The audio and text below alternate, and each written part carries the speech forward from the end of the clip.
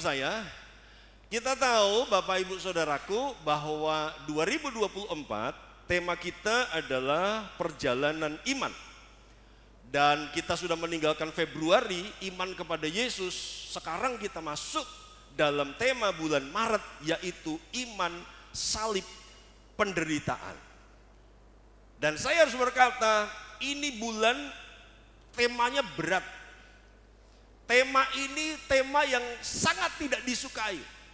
Tema ini tema yang gak menyenangkan. Ya, this is not popular themes. Ya, sebab orang lebih berkata, orang lebih senang mendengar bagaimana cara diberkati, bagaimana supaya sukses, bagaimana cara menggandakan uang. Saudaraku, saudaraku, khotbah-khotbah yang begini mujizat keuangan, saudaraku ya. Mujizat penglihatan, wah orang senang dengar khotbah-khotbah yang seperti ini. Tapi bicara penderitaan di zaman yang menawarkan fasilitas, di zaman yang serba instan, di zaman orang-orang suka dugem, dunia gemerlap, penderitaan, aduh nggak enak didengerin. Tapi kita harus dengarkan karena ini pengajaran Alkitab. Justru gereja yang sehat bukan hanya gereja yang berkhotbah tentang berkat dan keselamatan kekal di awang-awang, tetapi gereja yang sehat adalah gereja yang menyatakan dan mengajarkan realita kebenaran firman Tuhan, sekalipun itu pahit, sekalipun itu ngeri, sekalipun itu nggak enak buat daging kita. Karena iman itu biasanya harus disertai dengan penderitaan. Ya, oke, next. Sekarang judul hari ini adalah The Gift of Suffering, atau karunia penderitaan. Yuk katakan sama-sama, ternyata penderitaan juga karunia. Katakan saudaraku, ya, ya. Ternyata penderitaan itu juga karunia. Karunia itu bukan hanya berbahasa roh, menafsirkan bahasa roh. Saudaraku, membedakan roh, bernubuat, kata-kata pengetahuan, karunia kesembuhan, karunia-karunia yang ngeroh-ngeroh, enggak. Rupanya kita harus belajar hari ini tentang karunia, yaitu penderitaan. Next, kita baca ayatnya Filipi 1 ayat 29. Kita baca sama-sama ya. 1, 2, 3. Sebab kepada kamu dikaruniakan bukan saja untuk percaya kepada Kristus, melainkan juga untuk menderita untuk Dia. Baca sekali lagi dengan suara yang mantap dan yakin, karena semua kita, saya berdoa mendapatkan karunia ini. Walaupun Tuhan tahu kemampuan setiap kita berbeda-beda. Oke, baca sekali lagi 1, 2, 3. Filipi 1, 29. Sebab kepada kamu dikaruniakan bukan saja untuk percaya kepada Kristus, melainkan juga untuk menderita untuk Dia. Kalimat pertama enak. Kalau Tuhan mengaruniakan iman, wah senang saya. Iya, saya yang lemah iman, saya yang gak mampu, saya yang gak kuat ini, dikaruniakan iman, diberikan iman, itu enak. Karena dari iman itu bisa muncul kesembuhan, dari iman itu bisa muncul mujizat, dari iman itu bisa muncul karunia-karunia yang lain. Senang Pak kalau dikaruniakan iman. Sayangnya Alkitab berkata, kepada kita bukan hanya dikaruniakan iman, tetapi juga menderita untuk Dia. Bilang sama sebelah, Tuhan memberi karunia penderitaan. Bilang saudaraku, yo haleluya, puji Tuhan. Next yang berikutnya, kita akan sedikit membedah dari kata Yunaninya ya. Sebab kepada kamu dikaruniakan. Kata dikaruniakan dipakai kata karizomai dalam bahasa Yunani. Karizomai, it's a Greek word. Ya, karizomai. Karizomai itu berasal dari kata karis, yang artinya belas kasihan, yang artinya kemurahan bisa, yang artinya kemudian dari kata karis muncul kata karisma. Karisma itu artinya karunia. Jadi kalau GPDI kita namanya GPDI Karisma. Karisma itu artinya karunia. Nah, mungkin ada yang belum mengerti bahwa karisma itu artinya karunia, ya. Kalau kita bicara karisma, pemberian Tuhan, rupanya bukan hanya mujizat, bukan hanya iman, bukan hanya keuangan, bukan hanya berkat jasmani, tapi kita mau lihat karunia yang aneh ini, namanya karunia penderitaan, ya. Jadi karizomai, dari kata karis, dari kata karis muncul kata karisma, dari kata karisma muncul kata karismata, itu karisma. Dan kemudian menderita dipakai kata pasko. Pasko itu bukan hanya satu macam penderitaan. Ada penderitaan fisik, ada penderitaan psikis. Ya. Jadi ada penderitaan fisik untuk tubuh kita, tetapi juga ada penderitaan batin. Bilang sama sebelahnya, kamu sedang menderita di mana? Bilang saudaraku ya. Ya, sakitmu di mana? Tanya saudaraku ya. Sakitmu di mana? Ya. Apakah penderitaan tubuh ataukah penderitaan batin? Nah, kita akan lihat sebentar. Nah, kata karizomai itu muncul juga di Roma 8:32. Jadi ada beberapa ayat yang memakai kata karizomai. Dan itu muncul di Roma 8:32. Mari kita baca sama-sama Roma 8:32, 1, 2, 3. Ia yang tidak menyayangkan anaknya sendiri, tetapi yang menyerahkannya bagi kita semua, bagaimanakah mungkin ia tidak mengaruniakan segala sesuatu kepada kita bersama-sama dengan dia? Katakan sama-sama, terima Yesus, terima paket komplit. Katakan sama-sama, yuk. Ya. Jadi Alkitab berkata, Tuhan Bapa itu nggak menyayangkan anaknya sendiri, anak tunggalnya loh, nggak disayangkan, nggak dieman-eman, nggak ditahan jadi putra kesayangan, putra mahkota di sorga. Ya, beberapa orang tua ketika anaknya mau kuliah ke luar kota, janganlah keluar kota. Kamu itu andalan papa, kamu itu kesayangan papa, jadi tetaplah di Magelang saja, di Untit. Nah, gitu ya saudara ya. Ada orang yang mau merantau ke luar Jawa. Jangan, di luar Jawa susah. Papa nggak bisa nggak bisa jauh sama kamu. Mama nggak bisa jauh sama kamu. Ini anak yang disayang-sayang, dieman-eman, nggak boleh pergi. Tapi Bapa di sorga tidak begitu. Dia nggak ngeman-eman anak tunggalnya. Ya, dia berikan, diserahkan kepada kita. Nah, rupanya ketika Yesus diserahkan oleh Bapa kepada kita, maka ini sebuah pertanyaan, bagaimanakah mungkin Bapa tidak mengaruniakan segala sesuatu kepada kita bersama-sama dengan Dia? Jadi ketika kita terima Yesus, kita juga terima berkatnya Yesus. Amin, saudaraku. Ya. Ketika kita terima Yesus, kita juga terima mujizatnya Yesus, gitu. Ketika kita terima Yesus, kita terima pengetahuannya Yesus. Tetapi rupanya juga penderitaan Yesus. Tapi jangan khawatir, Tuhan itu tahu batas kekuatan kita dan Dia selalu punya jalan keluar untuk menolong kita walaupun kita dalam penderitaan. Yang mengerti katakan amin. Katakan sama-sama, selalu ada jalan. 1, 2, 3. Oke, next yang berikutnya. Nah, kesimpulan awal kita adalah karunia Tuhan bukan hanya berupa hal-hal yang baik dan menyenangkan saja, tetapi ternyata bisa juga berupa penderitaan. Nah, kita sebentar akan melihat dengan cepat penderitaan yang dari Tuhan, yang diizinkan Tuhan tuh kayak apa sih karakteristiknya. Aku sekarang sedang menderita nih Pak. Ini termasuk penderitaan yang dari Tuhan.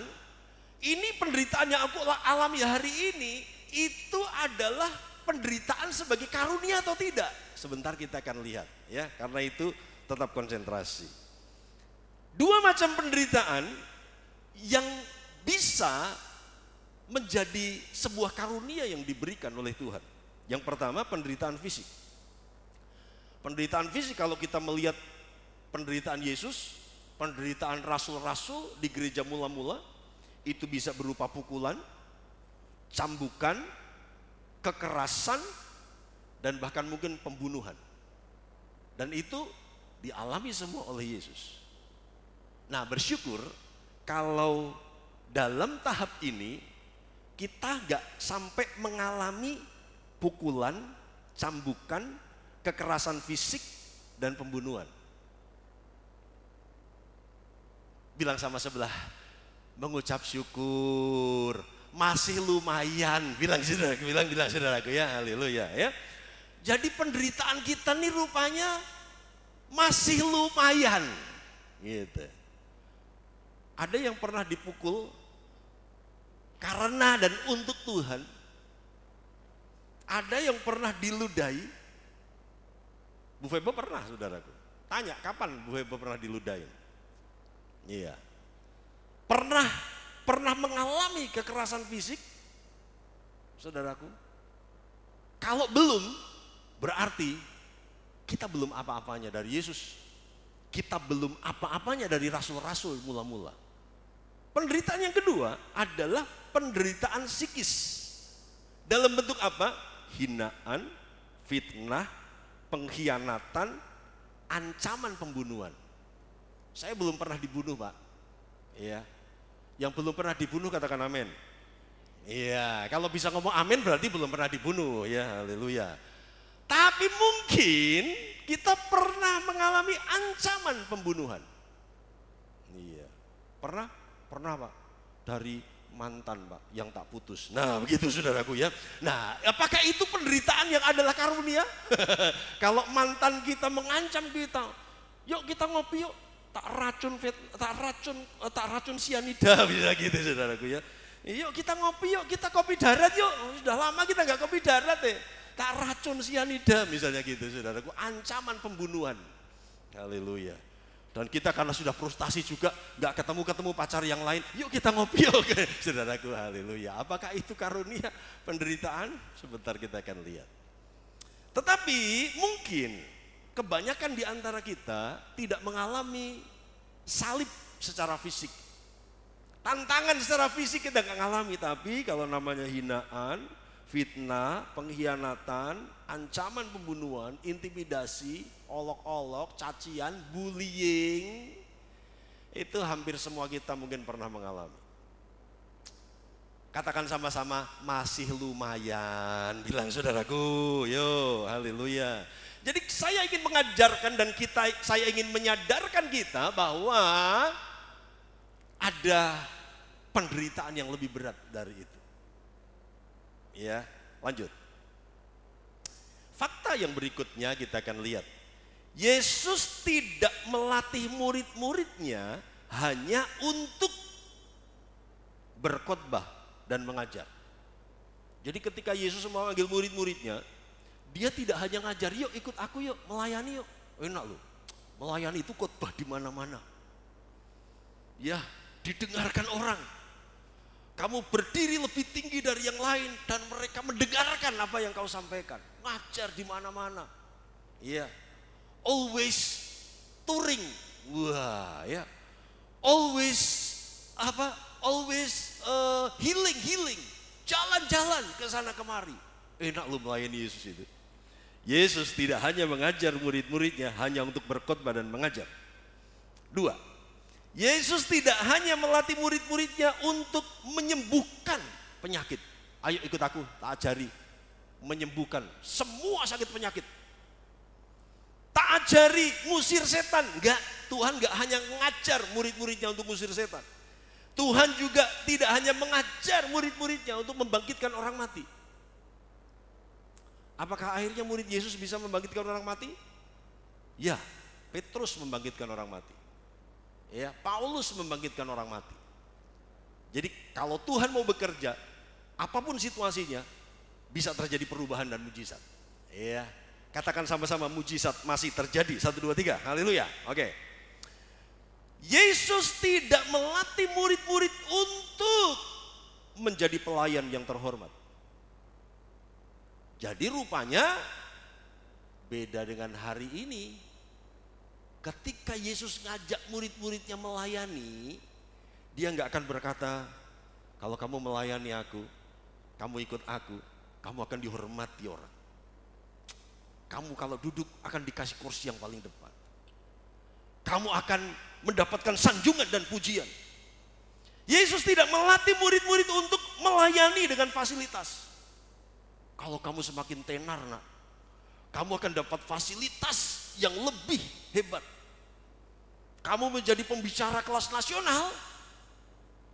Dulu kamu ketika ngerintis pelayanan, ya naiknya Lion Air. Iya, ya. Ya singa terbang. Tapi kalau kamu sudah nasional, kamu sudah tenar, kamu naik Garuda Indonesian Airways. Naik kelas. Kamu dulu naik ekonomi, sekarang kamu naiknya bisnis. Tuhan gak menjanjikan fasilitas di dalam melayani Tuhan. Dan Yesus tidak melatih murid-muridnya untuk memiliki nama besar. Tidak. Tidak. Iya, kamu akan terkenal. Iya. Kamu akan menjadi pembicara hebat. Bilang sama sebelahmu, kita dipanggil bukan untuk menjadi besar. Kita dipanggil bukan untuk mendapat nama besar. Katakan saudaraku, bilang saudaraku, ya. Ketika kita melayani Tuhan, itu bukan karena kita dijanjikan nama besar. Kalau itu efek, kalau itu side effect, jangan sombong dan pakai untuk kemuliaan nama Tuhan. Next, kesimpulan sementara berikutnya. Kita baca sama-sama, 1, 2, 3. Panggilan pelayanan Yesus adalah panggilan penderitaan. Panggilan pelayanan Yesus adalah panggilan penderitaan. Yesus gak pernah janji nama besar. Yesus gak pernah janji menjadi kaya karena melayani. Yesus gak pernah janji akan dihormati karena melayani. Dan komitmen murid-murid terhadap panggilan Yesus adalah komitmen kematian.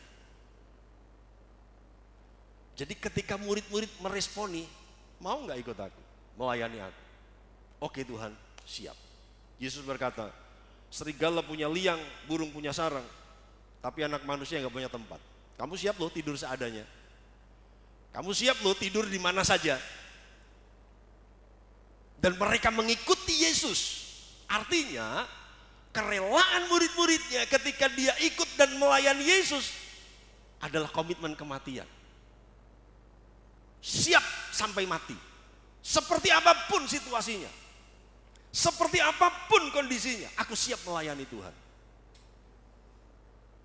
Doakan Vigo, saudaraku, banyak yang tanya, Pak Vigo ini kan sudah S2 gitu ya. Kenapa nanti setelah menikah akan sekolah lagi? Jadi kalau gereja kita, Bapak Ibu Saudaraku, gereja kita GPDI ini tidak akan menerima satu lulusan sekolahnya setinggi apapun kalau tidak lewat sekolahnya GPDI. Sebab sekolahnya GPDI ini unik. Sekolahnya GPDI itu non gelar. Loh, kenapa Vigo yang sudah S2 justru harus melewati sekolah yang non gelar? Iya. Dan saya, Bu Gembala, melewati sekolah semacam ini non gelar. Kenapa? Karena sekolah ini tidak hanya mengajarkan sisi teologianya, tetapi sekolah model GPDI adalah sekolah yang membentuk karakter. Jadi sisi teologinya mungkin tidak dalam dan setinggi STT. Dan Bapak Ibu perlu paham bahwa sampai sekarang ini ya sebenarnya saya tidak bergelar. Saya dan Bu Febe adalah produk dari sekolah GPDI yang hanya 2 kali 9 bulan, karena kelas 2, kalau Vigo mungkin hanya kelas 1 saja cukup, saudaraku. 1 kali 9 bulan dan tidak ada gelar. Jadi kami ini tidak ada gelar. Yang ada gelaran. Haleluya ya. Nah, kita punya gelaran. Gelaran itu tiker. Nah, gelaran itu tiker ya. Jadi kita nggak punya gelar, saudaraku ya. Kita punyanya gelaran ya, tikar. Haleluya. Jadi ya harus mengembangkan diri, ngerti kan, sekolahnya nggak tinggi-tinggi. Jadi jangan khawatir jemaat yang sekolahnya nggak tinggi-tinggi loh. Kami ini cuma SMA, saudaraku. Kami ini nggak ada gelar sampai sekarang. Bersyukur kalau 30-40% jemaat sekarang bergelar, saudaraku ya. Dan terima kasih Bapak Ibu mau mendengarkan orang yang tidak bergelar ini, saudaraku ya. Haleluya, puji Tuhan. Nah, dilatih karakternya, misalnya puasa 3 hari 3 malam, tidak makan, tidak minum, wajib. Makan pagi ditaker, kadang-kadang cuma ubi satu potong, kadang-kadang cuma bubur dengan kerupuk, tok.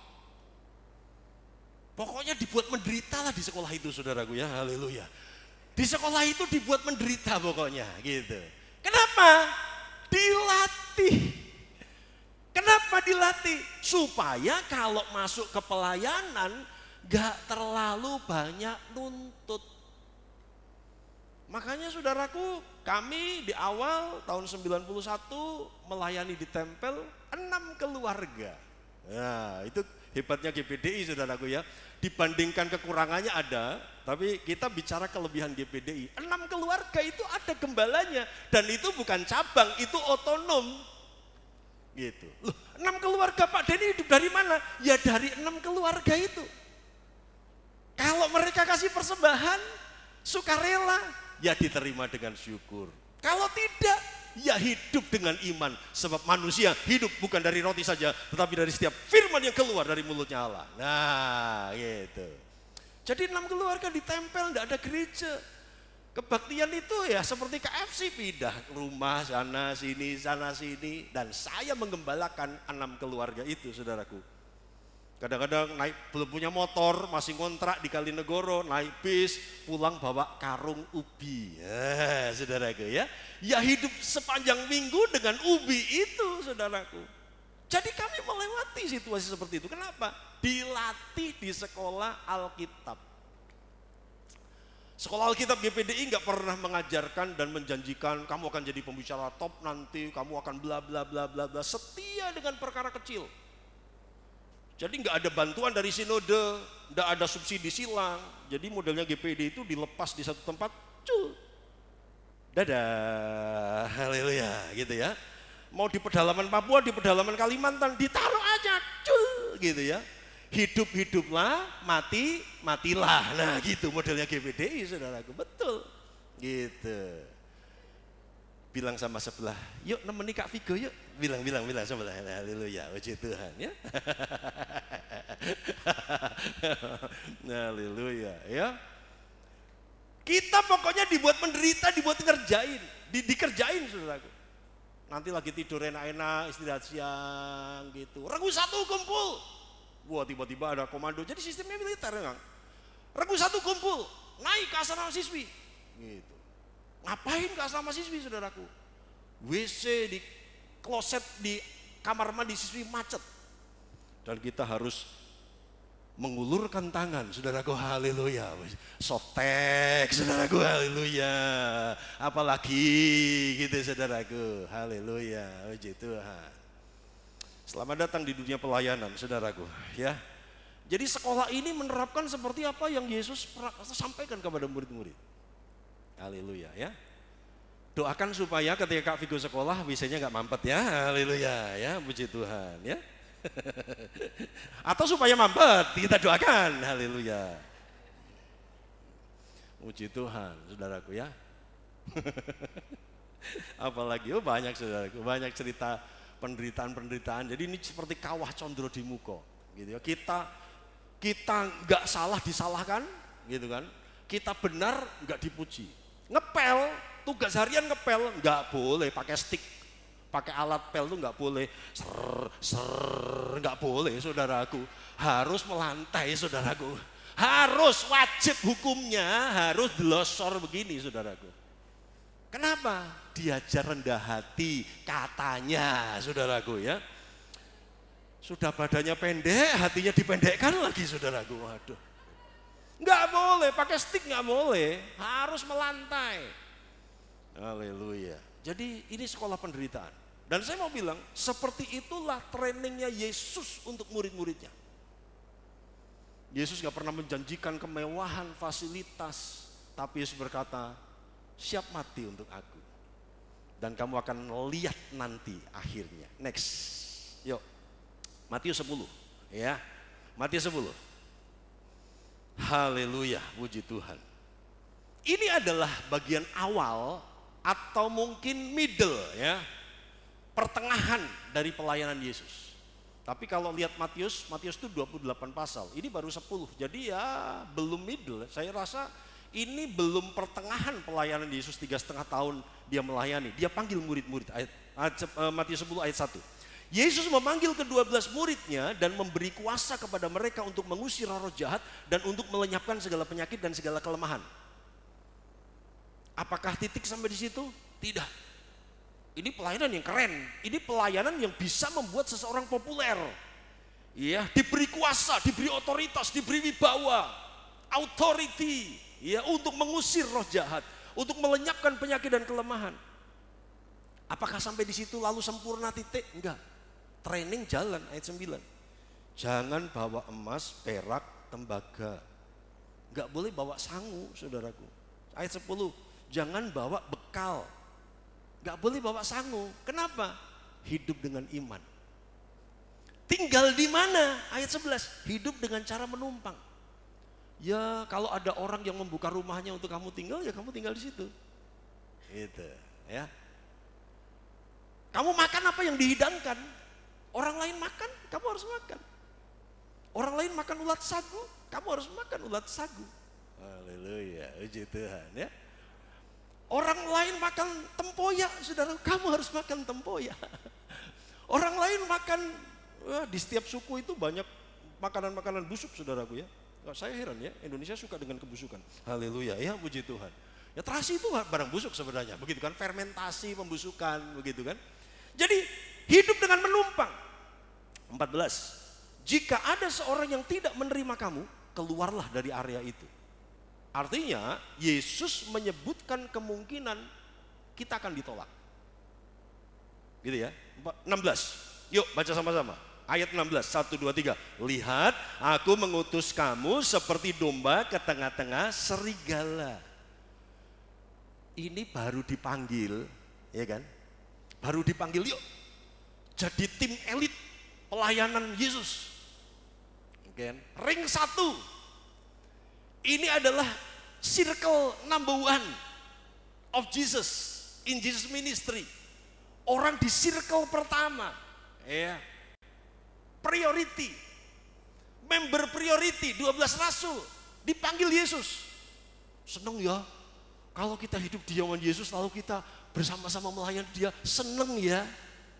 Senengmu itu, saudaraku, udane ra mangkat kebaktian, saudaraku, seneng piye, saudaraku, ya. Wong ping pilek mengguk teriak-teriak, saudaraku, rasa ndak kuat, enak bagaimana, saudaraku. Ketika mereka dipanggil melayani Yesus, Yesus langsung kasih syarat-syarat. Dan Tuhan kasih tahu, kamu tak utus seperti domba di tengah serigala. 17. Ada orang yang akan menyerahkan kamu ke, bukan Mahkamah Agung, Mahkamah Agama, saudaraku, ya. Wah, sudah ada Mahkamah Agung ya di zaman itu, ya Pak, ya. Ini Mahkamah Agama, Sanhedrin, majelisnya orang Yahudi gitu, saudaraku, ya. Ini dewan tertingginya agama Yahudi yang menetapkan fatwa-fatwa dalam hukum Yahudi. Jadi ini aliran keras, gitu. Ada orang yang akan menyerahkan kamu ke Mahkamah Agama, kamu akan disesah. Bilang sama sebelah, nek dilesah enak, disesah ora enak. Bilang saudaraku, bilang saudaraku, ya. Ini disesah, bukan dilesah. Nek lesah itu mangan, sudah lesah itu mangan, saudaraku. Tapi ini disesah, dipukul, dicambuk, dicemeti, iya, dipecut. 18, kamu akan digiring. Yesus jadi digiring, jadi tontonan, dicemooh, digiring, diadili rame-rame. Jadi Yesus tidak menjanjikan murid-muridnya untuk jadi pembicara, tetapi Yesus akan berkata, kamu akan jadi pembicaraan. Haleluya, puji Tuhan, ya. Kamu akan digiring, ditonton, kamu jadi pembicaraan, orang sesatu. Oh, diadili aja, pancung aja, penjarakan aja. Jadi sebelum jadi pembicara harus siap jadi pembicaraan. 22. Dan kamu akan dibenci semua orang oleh karena namaku. 23. Jika dianiaya, lari ke kota lain. Yesus itu mengizinkan kita lari dari aniaya. Yesus mengizinkan. Karena kalau ada peluang kita melarikan diri dan menyelamatkan diri, itu Alkitabiah. Ya. Tapi kalau lari dan ketangkap lagi, ya terima mengucap syukur saudaraku, haleluya ya. Lari ke kota lain. Karena kan Yesus ketika mau diamuk Herodes kan Yusuf juga melarikan diri ke Mesir kan, gitu kan. Oke, jadi kalau masih bisa ngungsi, ngungsi. Haleluya. Saya salut sama Mbah Ruslan ketika hujan abu saudara, zaman itu Merapi erupsi. Saudara-saudara orang di luar kota, saudara-saudara, Mbah ngungsi wae Mbah, keluar dari Kalinegoro. Gitu. Mbah Ruslan bilang, patokanku meng Pak Deni yo. Haleluya, puji Tuhan. Nek Pak Deni orang Melayu ya aku ning kene wae. Haleluya. Oh puji Tuhan, itu iman yang teguh saudaraku ya. Haleluya, puji Tuhan ya. Mau mati bersama dengan saya? Baru Ruslan, patokanku meng Pak Deni. Pak Deni sih tenang-tenang nih Mangga 5, wis aku ning kene wae. Haleluya ya, puji Tuhan ya. 25. Cukuplah bagi seorang murid jika ia menjadi sama seperti gurunya. Jadi Yesus tidak menjanjikan kemewahan, kenikmatan, kenyamanan. Yesus menjanjikan melayani dia, mengikut dia, imanmu itu situasinya akan menjadi sama seperti Yesus, seperti gurunya. Lanjut. Bilang sama sebelah, kayaknya kamu mulai tegang deh. Bilang saudaraku, tepuk-tepuk saudaraku. Kayaknya kamu mulai tegang deh. Ini mulai nggak enak bener ini khotbahnya, nggak enak ini khotbah begini ini. Waduh malah kita tegang, tensiku naik nih. Haleluya, puji Tuhan ya. Matius 10, 38, 39. Yuk kita baca sama-sama. 1, 2, 3. Barang siapa tidak memikul salibnya dan mengikut aku, ia tidak layak bagiku. Barang siapa mempertahankan nyawanya, ia akan kehilangan nyawanya. Dan barang siapa kehilangan nyawanya karena aku, ia akan memperolehnya. Berani nggak pikul salib, berani nggak sangkal diri, nggak layak, ya, nggak masuk speknya Tuhan, reject, nggak layak, nggak masuk hitungan, tereliminasi, tereliminir kalau nggak mau pikul salib. Nah dalam kondisi seperti ini, jika ada murid-murid Yesus yang meresponi panggilan pelayanan dan berkomitmen mengikuti Yesus, itu adalah sesuatu yang istimewa. Murid-murid ngerti resikonya ikut Yesus, tapi mereka tetap komitmen, aku ikut Yesus apapun yang terjadi. Dan itu istimewa. Karena itu jemaat, hargailah pemimpin KFC-mu, hargailah setiap pelayan Tuhan, hargailah setiap pekerja-pekerja. Gak mudah jadi mereka itu. Bapak Ibu kan gak pernah ngerti ketika saya marah, saya menegur, saya mengevaluasi. Mereka bisa berdiri di tempat ini itu kalau gak punya daya tahan mental saudara. Jadi kalau ada orang yang mau melayani Tuhan, bayar harga, hargai. Ya. Boleh usul asal engkau terlibat. Katakan sama-sama, aku boleh usul asal aku terlibat. 1, 2, 3. Yuk katakan sama-sama. Haleluya. Gitu saudaraku. Boleh kita kritik asal kita kasih solusi. Gitu. Jadi di situasi pelayanan yang sulit, kalau ada orang yang komitmen, itu istimewa. Christian service is a sacrifice, not something nice. Jadi pelayanan Kristen itu adalah pengorbanan. Gak ada enak-enaknya sebenarnya. Gak ada enak-enaknya. Halo leader KFC, masih mau mundur? Halo pelayan-pelayan, apakah engkau menyerah dengan kesulitan pelayananmu? Next, saya akan membedakan dulu dan sekarang.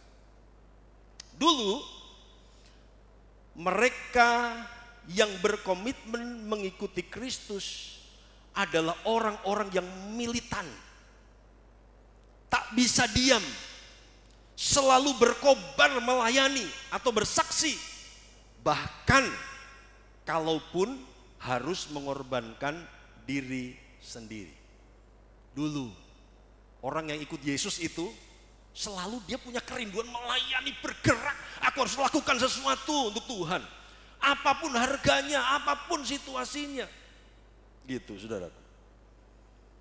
Kini mereka yang berkomitmen mengikuti Kristus sering memilih menjadi orang yang duduk manis, menikmati keselamatan, dan enggan berkorban dalam pelayanan. Mereka memilih menjadi jemaat biasa yang pasif. Jadi kalau kita bicara konteks awal Alkitab, mereka yang mengikut Yesus otomatis melayani, otomatis bergerak, otomatis bersaksi. Mereka gak bisa tahan dengan perjumpaan mereka dengan Yesus. Apapun resikonya, apapun harganya. Nah, hari ini kita diperhadapkan dengan pilihan. Dan ini bukan sebuah pemaksaan, kembali kepada keputusan kita. Apakah kita mau bergerak atau tidak? Yang berikutnya. Dulu, sekarang kita bicara orang yang melayani. Oke ya, kita zoom in. Mereka yang berkomitmen melayani selalu siap mati demi Yesus. Siap mati demi Yesus, mengabaikan kepentingan diri sendiri, mengabaikan kemampuan diri, dan berani mempertaruhkan segala sesuatu demi kebenaran. Jadi yang diabaikan bukan hanya kepentingan diri sendiri, tapi juga kemampuan diri. Hari ini banyak orang tidak melayani karena merasa tidak mampu. Aku nggak bisa. Zaman dulu murid-murid Yesus, dia nggak peduli mampu apa enggak. Yang penting yes, aku melayani Yesus. Yesus akan tolong aku. Aku nggak bisa khotbah, Tuhan akan tolong nanti. Aku gak bisa mendoakan orang sakit, Tuhan akan tolong nanti. Aku gak bisa ngusir setan, Tuhan akan tolong nanti. Orang sampai berani mengabaikan kemampuan diri sendiri untuk berkomitmen melayani Yesus. Itu dulu. Sekarang, mereka yang berkomitmen melayani terkadang menuntut fasilitas, kenyamanan, penerimaan dan imbalan. Pelayanan justru berkesan sebagai posisi bergengsi yang menaikkan harga diri.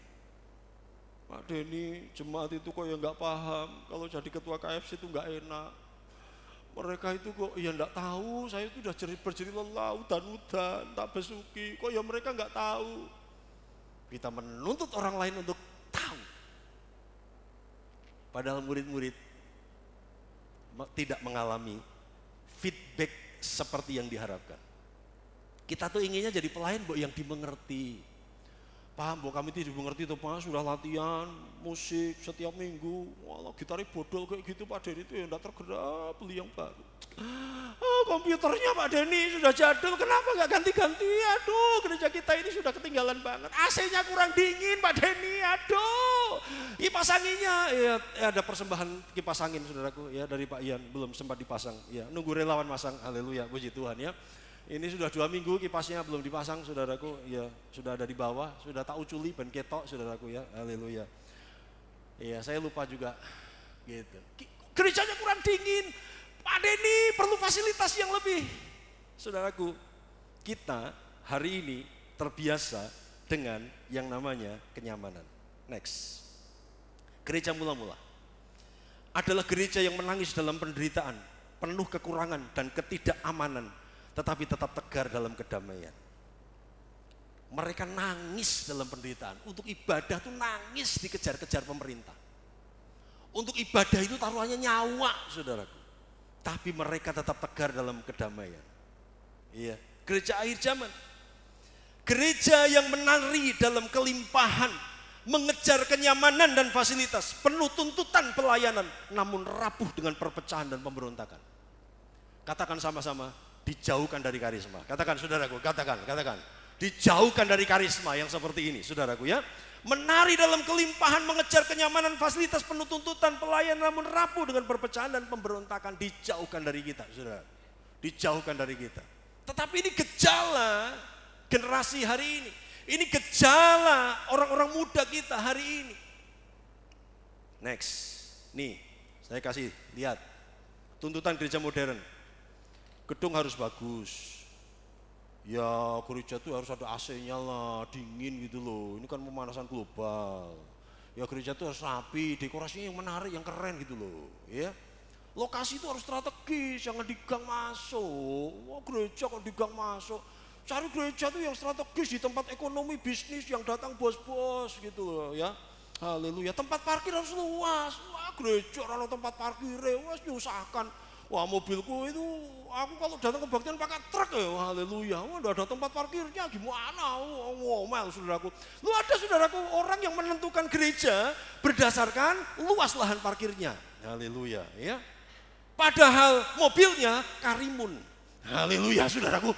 Mobilnya Karimun, mobil terkecil saudaraku, haleluya, puji Tuhan ya.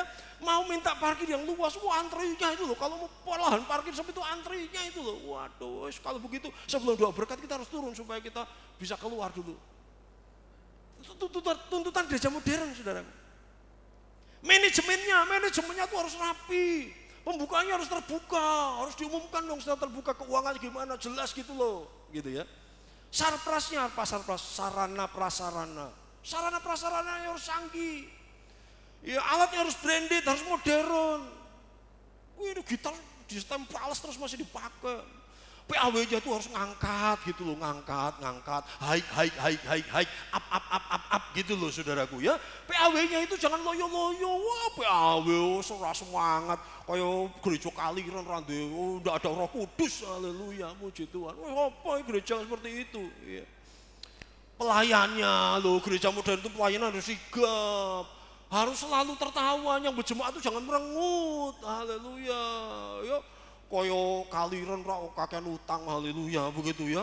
Koyo urung adus, urung sarapan. Oh, pelayannya itu harus sigap gitu loh, itu gereja modern. Pendetanya itu harus keren. Pendetanya itu harus berjiwa muda, walaupun dia sudah tua renta. Oh, tapi dia harus berjiwa muda, haleluya, puji Tuhan. Iya. Pendeta itu kalau muda enak, yang lain ngomong, wah nggak enak pendeta muda, pecicilan. Oh, pendeta yang tua itu harus tua, santun, kalem, nggak kayak Pak Denny itu, wah jempalitan rakaruan, haleluya. Lah terus bagaimana saudaraku? Ya, haleluya, puji Tuhan. Istrinya itu harus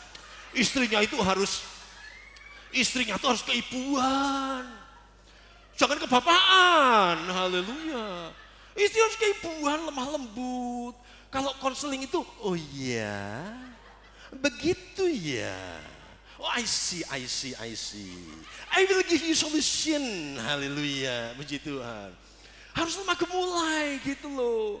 Jangan kamu begini kan dosa, kamu nudang. Oh haleluya, puji Tuhan. Itu bukan si pendeta, itu si pendekar itu, haleluya. Anak-anaknya pendeta tuh loh, anak pendeta itu harus jadi berkat, iya. Jangan, waduh anak pendeta kok kayak gitu ya. Anak pendeta kok nggak seimbang, yang satu kurus, yang satu gemuk. Terjadi ketidakadilan, terjadi kecurangan yang sistemik, terstruktur dan nasib. Haleluya, puji Tuhan ya. Yang satu diopeni, yang satu tidak, saudaraku. Haleluya. Anak pendeta itu ya harus sama rata sama gemuknya. Kalau mau kurus ya sama kurusnya gitu loh. Haleluya, puji Tuhan. Program-programnya aduh minta ampun, kaum muda macet, kaum wanita nggak ada, kaum bapak itu jalan sendiri-sendiri, kaum bapak programnya di Kucingan, haleluya, puji Tuhan. Apa itu gereja, apa itu, haleluya. Hubungan dengan masyarakat harus baik, iya, karena di masyarakat kita bermasyarakat, dalam konteks Indonesia semuanya bermasyarakat, haleluya. Hubungan dengan pemerintah juga harus baik, jadi Pak Pendeta juga harus upacara bendera, haleluya, begitu. Hubungan dengan gereja lain, gereja tuh jangan kuper gitu loh, kok ngurusin diri sendiri. Undang kayak teman-teman dari gereja lain, gereja kok saya melayani, itu saja. Harus berhubungan dengan orang lain.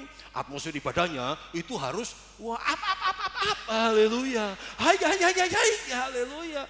Atmosfernya jangan loyo-loyo, haleluya, puji Tuhan. Gereja itu juga sebaiknya punya koperasi simpan pinjam. Wah, haleluya, ada lu saudara yang usul gereja sebaiknya ada koperasi simpan pinjam saudaraku ya, haleluya ya. Itu dalam wacana saya, nanti Pak Andri ketuanya. Haleluya, puji Tuhan ya. Waduh, supaya jemaat itu kalau kesulitan dana itu juga bisa pinjam koperasi. Wes aneh-aneh saudaraku usul-usul gereja.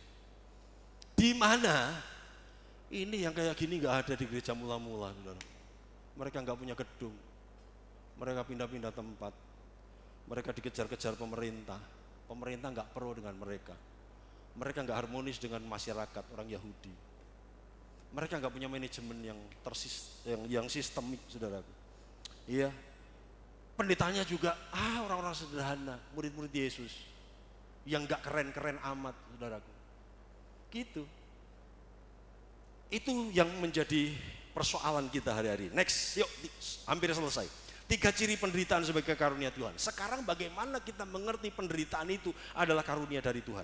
Yang pertama, bukan karena dosa atau kejahatan kita. Jadi penderitaan yang kita alami bukan efek, bukan konsekuensi, bukan akibat dari dosa atau kejahatan kita. 1 Petrus 3 ayat 17. Sebab lebih baik menderita karena berbuat baik, jika hal itu dikehendaki Allah, daripada menderita karena berbuat jahat. Jadi kalau penderitaan itu muncul karena kejahatan dan dosa kita, itu bukan karunia. Itu konsekuensi dari dosa dan kesalahan kita. 1 Petrus 2 ayat 20. Sebab dapatkah disebut pujian jika kamu menderita pukulan karena kamu berbuat dosa? Apakah dipuji? Oh, enggak dong. Iya. Tetapi jika kamu berbuat baik dan karena itu kamu harus menderita, maka itu adalah kasih karunia daripada Allah. Jadi rupanya penderitaan yang justru muncul karena kita berbuat baik, bukan berbuat dosa, bukan berbuat jahat. Itu karunia. 1 Petrus 4:15. Janganlah ada di antara kamu yang harus menderita sebagai pembunuh, atau pencuri, atau penjahat, atau pengacau. Jadi jangan pernah berkata aku lagi memikul salib karena kesalahanku. Enggak bisa, itu bukan salib, itu konsekuensi dosa dan kesalahan kita. Kita nggak bisa berkata aku sedang diuji, padahal itu adalah akibat kesalahan dan perbuatan dosa kita. Itu bukan ujian, itu konsekuensi. Kesulitan yang muncul itu adalah konsekuensi dari kesalahan, dosa, kejahatan kita. Tetapi kalau kita justru melayani, kita menderita, itu dari Tuhan. Kalau karena kita memberi, lalu kita diomongin, difitnah, itu dari Tuhan. Karunia penderitaan dari Tuhan. Kalau kita mengasihi tapi justru kita disalah mengerti, itu salib. Itu penderitaan yang dari Tuhan. Nomor 2, next. Muncul karena Tuhan atau untuk Tuhan. Filipi 1:29, sebab kepada kamu dikaruniakan bukan saja untuk percaya kepada Kristus, melainkan juga untuk menderita untuk Dia. Jadi penderitaan kita itu untuk Tuhan. Karena Tuhan. Karena engkau beriman. Karena engkau sendirian di rumah.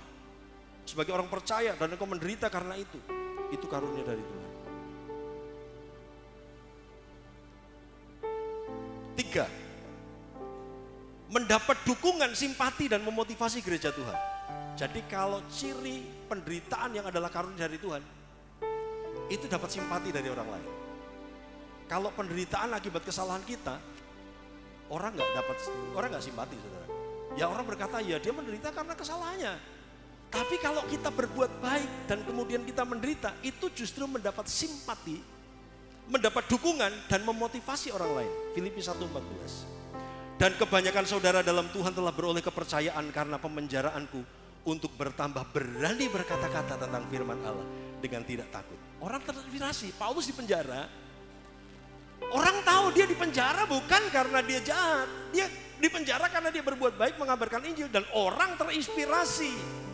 Oh, dia saja berani menghadapi itu. Aku juga harus berani. Oke, ayat terakhir. Diturunkan Pak Ardi. Kita nyanyi lagu yang lain. Kisah 5 ayat 40. Ini ayat terakhir ya. Setelah itu kita selesai dan perjamuan kudus. Kisah 5, 40, 41, 42. Mereka, Mahkamah Agama, memanggil rasul-rasul itu. Lalu menyesah mereka dan melarang mereka mengajar dalam nama Yesus. Sesudah itu mereka dilepaskan. Dipanggil, disesah. Ya kan? Dicambuk, dipukul, dan mereka diintimidasi, gak boleh ngajar dalam nama Yesus. 41, baca sama-sama, 1, 2, 3. Rasul-rasul itu meninggalkan sidang Mahkamah Agama dengan gembira, karena mereka telah dianggap layak menderita penghinaan oleh karena nama Yesus. Wow. Rasul-rasul itu meninggalkan sidang Mahkamah Agama dengan gembira, habis dipukulin, digebukin, babak belur. Mereka gembira, kenapa? Karena mereka telah dianggap layak menderita penghinaan oleh karena nama Yesus. Dan setiap hari mereka melanjutkan pengajaran mereka di Bait Allah dan di rumah-rumah orang yang memberitakan Injil tentang Yesus yang adalah Mesias. Mereka tidak digentarkan dengan aniaya. Mari kita tutup mata kita masuk perjamuan kudus. Ku tetap cinta, ku tetap cinta, walau badai datang menghadap, walau badai datang menerpa,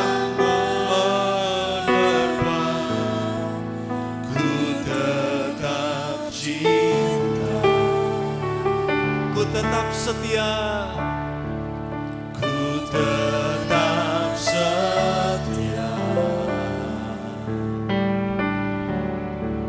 ku tetap setia, walau taufan datang menerpa, walau taufan datang menerpa, ku tetap setia, ku tetap cinta, ku tetap cinta, haleluya, ku tetap cinta, walau badai datang menerpa, walau badai datang menerpa, ku tetap cinta, aku tetap setia,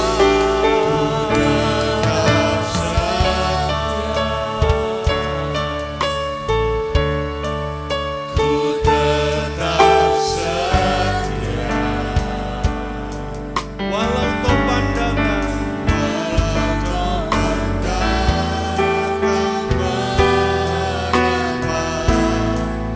ku tetap setia, terlalu banyak, terlalu banyak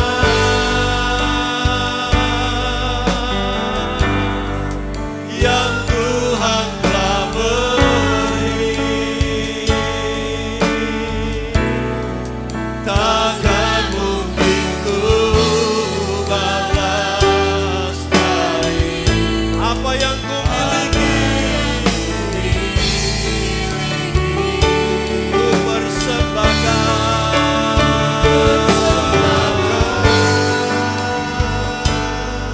seluruh hidupku,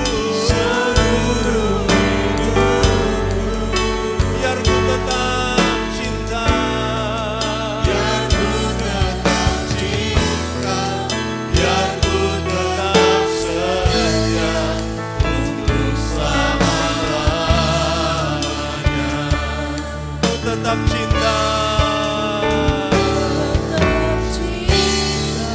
Mari katakan kepada Tuhan,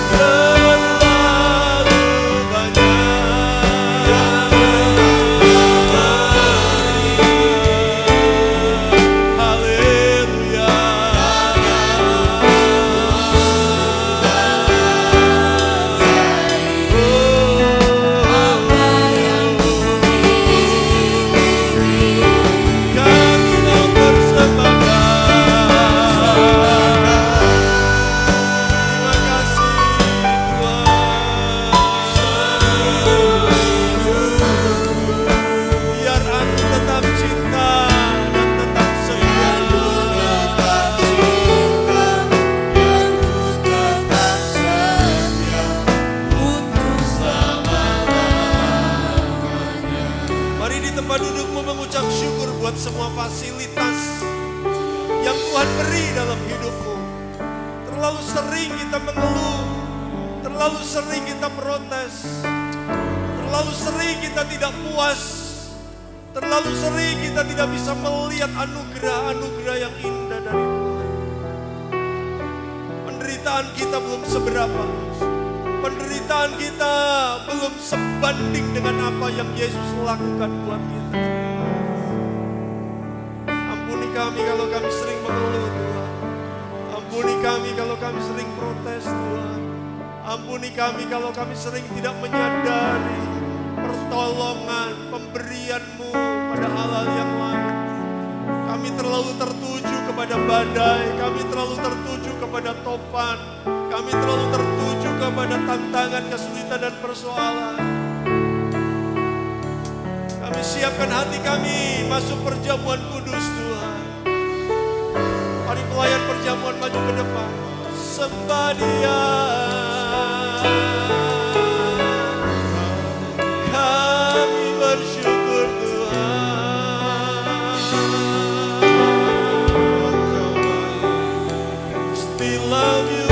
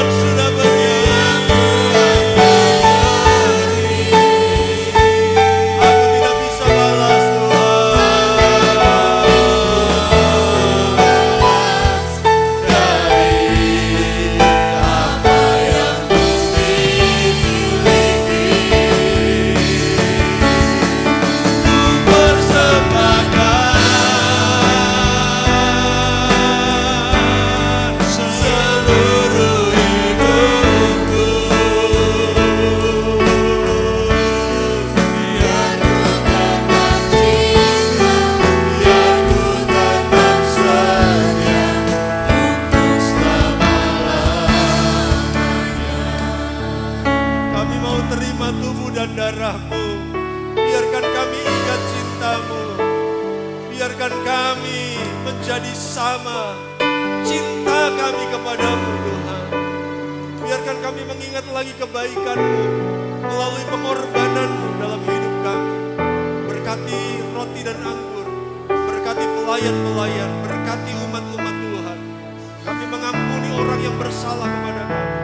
Kami membebaskan hati kami dari kemarahan, kebencian, iri hati, cemburu, curiga, kekecewaan. Biar kami minum darah dan makan tubuh dengan hati yang layak. Mengucap syukur, kami terima perjamuan dalam nama Yesus. Haleluya. Amin. Bapak Ibu silakan duduk. Kita nyanyi pujian ini sambil Bapak Ibu dilayani. Ku tetap cinta.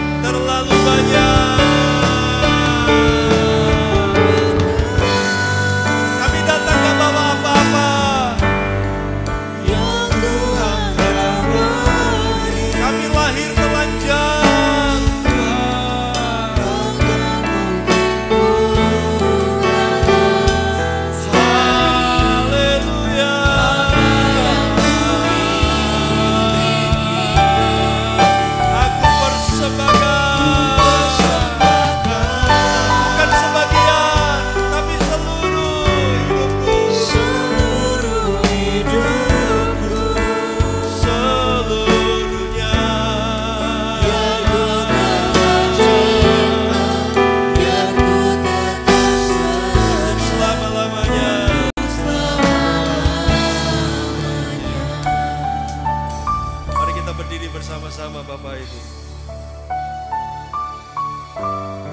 Sebelum kita makan tubuh Yesus, sebelum kita minum darahnya, biarkan kita mau berkata bahwa tidak ada yang lain. Dia sudah melakukan segala-galanya buat kita tanpa pengeluhan. Tanpa pengeluhan. Dia menanggung apa yang seharusnya tidak dia tanggung. Dia menanggung segala sesuatu karena kita. Mari yang lemah Minta kekuatan dari Tuhan. Minta kekuatan dari Tuhan. Minta kekuatan dari Tuhan. Terima kasih Tuhan. Terima kasih Tuhan. Terima kasih Tuhan. Terima kasih Tuhan.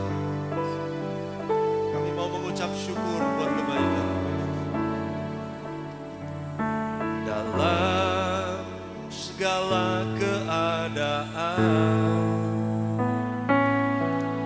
waktu berlimpah maupun kurang, tetap Yesus yang mempesona hatiku. Dia beri damai, Dia beri damai dan kesempatan baru di setiap musim kehidupan, di setiap musim kehidupan. Waktuku kuat maupun lemah, ku kuat maupun lemah, tetap Yesus yang mempesona hatiku. Dia beri hidup dan kesempatan baru. Angkat tubuh Yesus. Sekali Yesus, selamanya Yesus.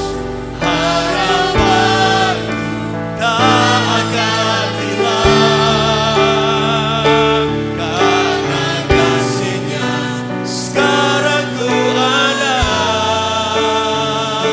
Oh Yesusku, ku cinta Kau. Sekali Yesus, sekali Yesus, selamanya Yesus. Harapan, harapan,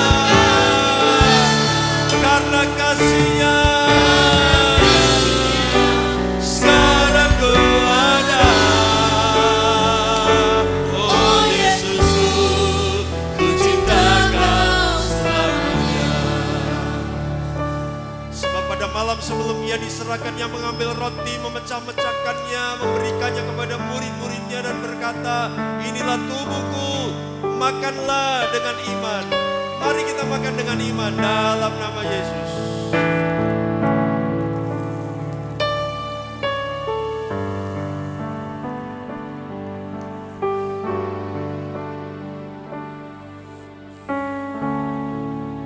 Sekali Yesus, selamanya Yesus.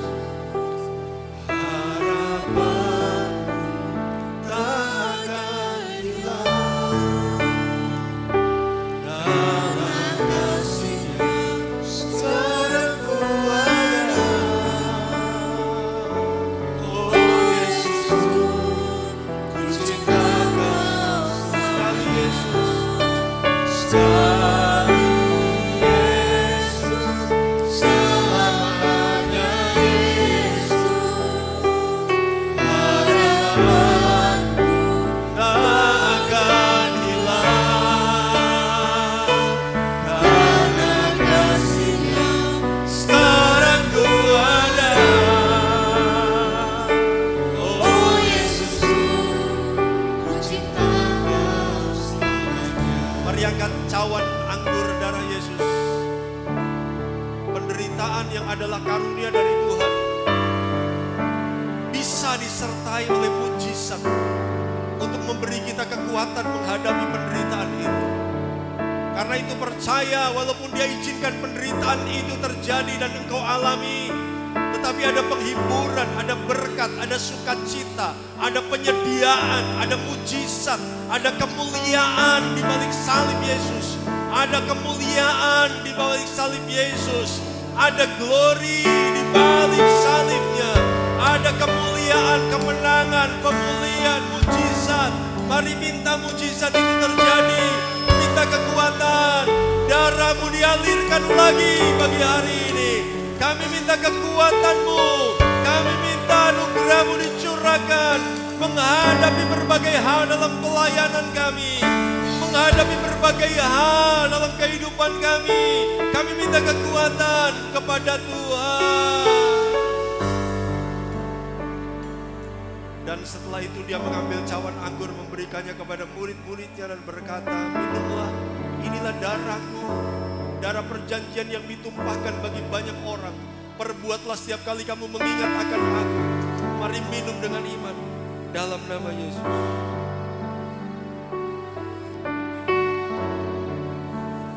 Mari mengucap syukur sebelum kita pulang sekali lagi. Ajari anak-anak kami mengucap syukur dengan semua yang ada. Ajari setiap kami tidak mengeluh dengan apa yang kami punya dan ada pada kami. Ajari kami bersyukur. Ajari kami bersyukur. Penderitaan adalah kemuliaan. Penderitaan adalah kehormatan. Penderitaan adalah kehormatan. Penderitaan adalah kehormatan. Penderitaan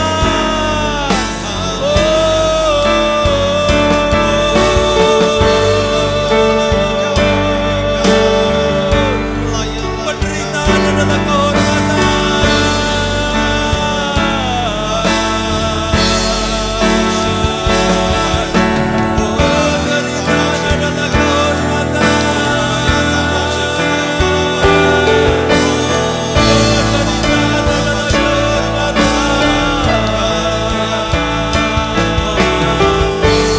Penderitaan adalah kehormatan.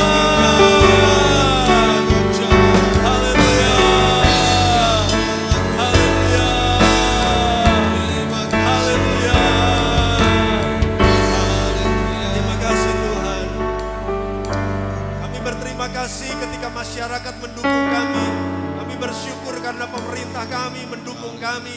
Kami bersyukur karena kami punya hubungan yang baik dengan gereja-gereja.